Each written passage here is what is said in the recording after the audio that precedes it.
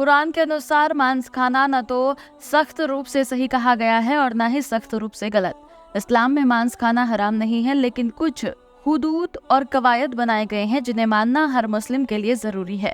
क्या मांस खाना चाहिए या नहीं, आइए जानते हैं इस वीडियो में। कुरान में बताया गया है कि केवल हलाल यानी कि जो इस्लामी नियमों के अनुसार सही है वही मांस खाना चाहिए। इसके तहत केवल वही मांस खाया जा सकता है जो शरिया के अनुसार सही तरीके से जिबाह किया गया हो। कुछ जानवरों को हराम माना गया है, जैसे कि सूअर का मांस कुरान में स्पष्ट रूप से हराम माना गया है। इसके अलावा जिन जानवरों के बिना इस्लामी तरीके से जिबाह किया गया हो या जो प्राकृतिक रूप से मर गए हों, उनका मांस भी हराम माना गया है।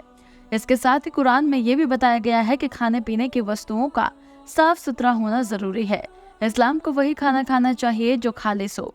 ये भी बताया गया है कि खाना खाते समय अल्लाह का नाम लिया जाना चाहिए और मांस को महजबी कायदों के अनुसार जिबाह किया जाना चाहिए।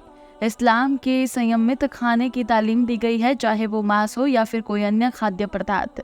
उसमें अतिशयता नहीं होनी चाहिए। कुरान में ये हुक्म दिया गया है कि इंसानों को खाने में अति नहीं करनी चाहिए।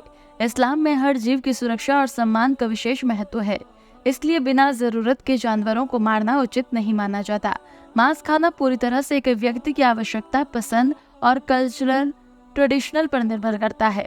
कुरान के अनुसार मांस खाना सही है जब तक कि वो मांस हलाल हो और इस्लामी नियमों के तहत प्राप्त किया गया हो। तो वहीं कुछ जानवरों का मांस जैसे सुअर का मांस हराम है। इसके अलावा मांस का सेवन संयम से करना और खालिस का ध्यान रखना भी जरूरी है।